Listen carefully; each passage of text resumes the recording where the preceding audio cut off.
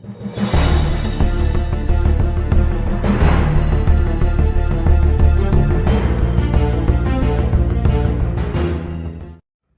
afternoon, keepers of the cash. Gary B, the casual comic guy here, and of course, happy Savage Saturday.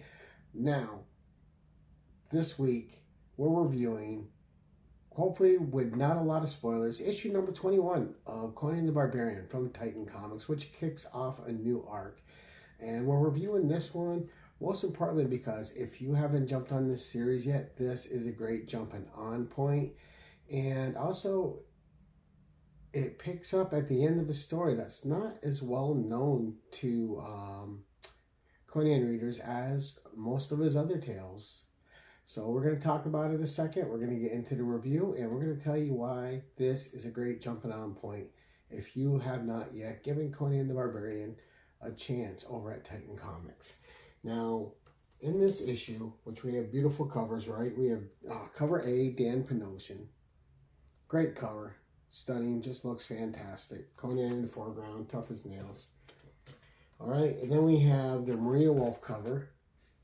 All right, very stylized. It's gonna hit some people just right. It's not gonna hit other people at all. That's just art. All right, next up we have Brandon Kenny. There we go.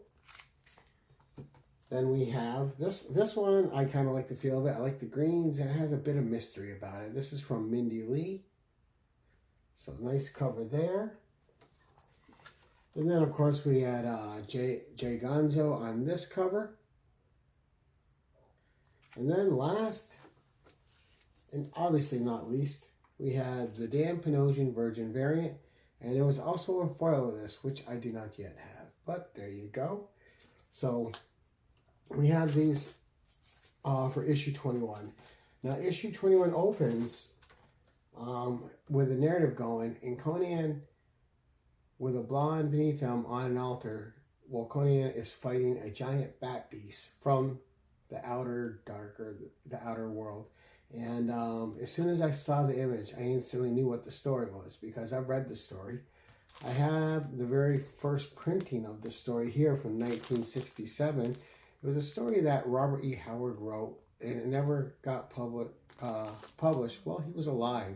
So it got published posthumously, like 1967, way after he was gone. But it is an original Howard tale. This was its first time in print, and it's notable, especially if you're a Conan reader, because this one is written through the viewpoint of Livia, the captive. This tribe called the Bakalas have her, and they also had her brother, but they tortured and sacrificed him, so he's dead. And Conan shows up with the Bamalas, who he's hanging with at the moment, and they're under the pretense of a treaty or peacemaking of some sort, but they're there to just wipe out the bad Bakalas. They're no good. You can't trust them. Their word's no good, and Conan and his crew are there to take care of them. Now, during this whole story, Livia is just watching in terror from her captivity in the hut that she's kept in. She talks to Conan at night when no one's seeing, and he promises to save her. She promises herself to Conan if he can get her out of there. The fight ensues. Conan and his crew wipe out the Bakalas.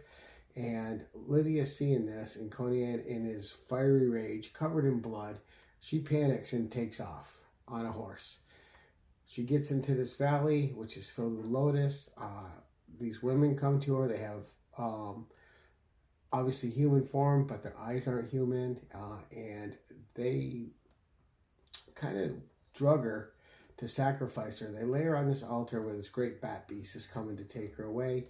But Conan, having pursued her and being able to track her, arrives in time to slay the beast and promises to take her home untainted to her father and make the journey. Now, it was a fun story. Definitely a different read and a different type of style from Howard when you're looking at it. And this is from Olivia's point of view, not Conan's. But it's cool because it lets you see some Conan through somebody else's eyes. All right, and now if you can't get a hold of this, obviously, the tale is also available here.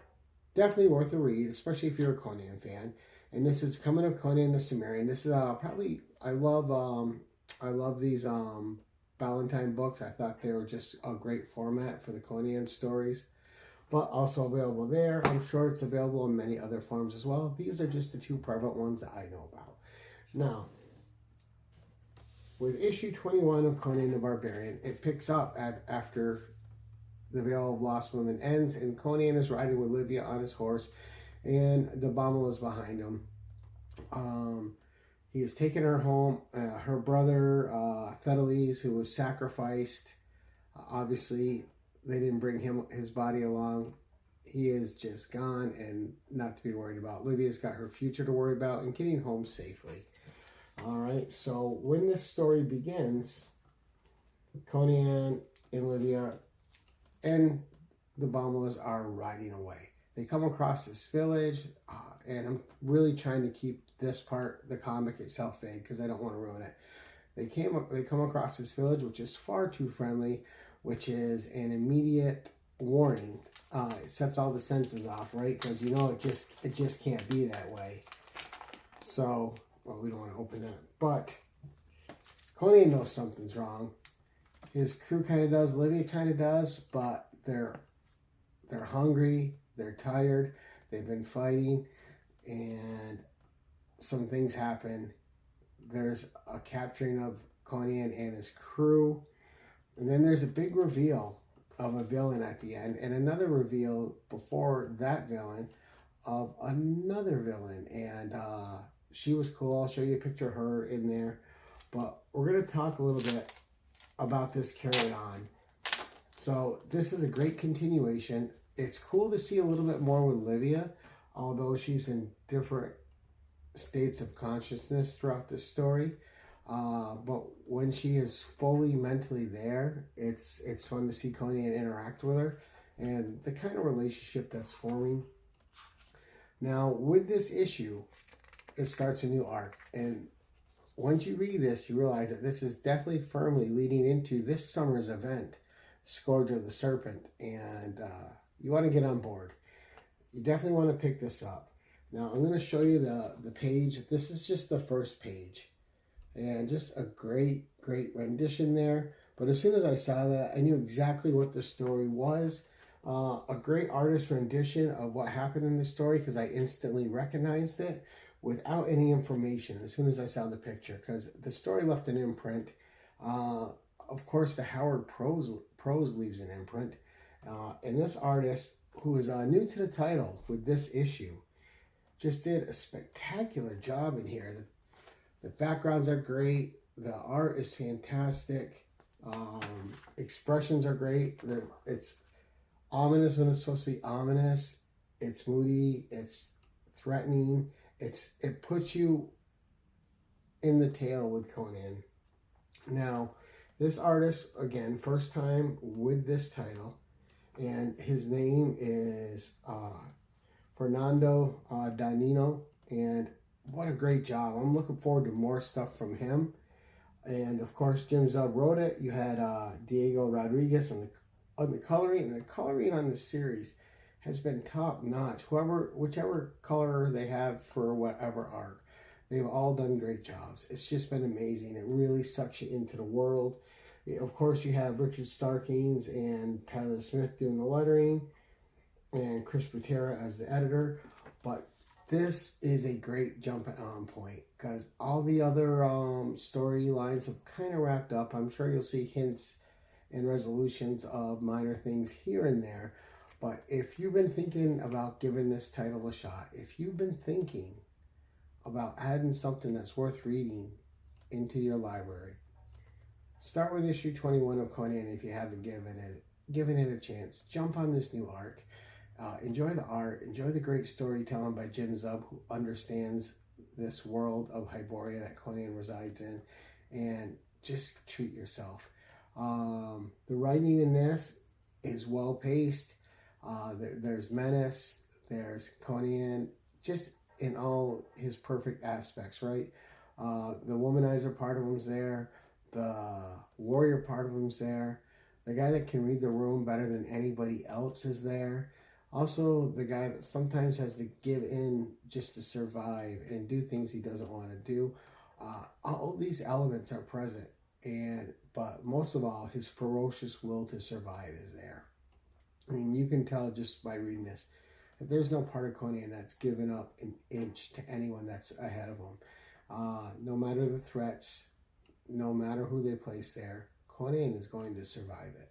And you definitely get that feeling here. The reveals in this book are great. The color's great. Ink's great. The art is great. This is an A+ read all around. And like I said, a great jumping on point. Do yourself a favor. Hop into it. Give yourself something that is a full tale. It will take you a little longer than 5 minutes to read, unlike most comics these days. And you'll find yourself absorbed into the characters. The easy camaraderie Conan has with the people around him, and the way he's quick to fight when it's necessary. All elements are present. But that's it. I know I'm rambling. I love the story, but I don't want to give anything away. I just want to say this is worth your time. Give it a shot. You saw some of the art I put over here. It's spectacular. The writing's obviously amazing. And that's it for this week, guys. Until next time. Thanks for watching, and keep it casual.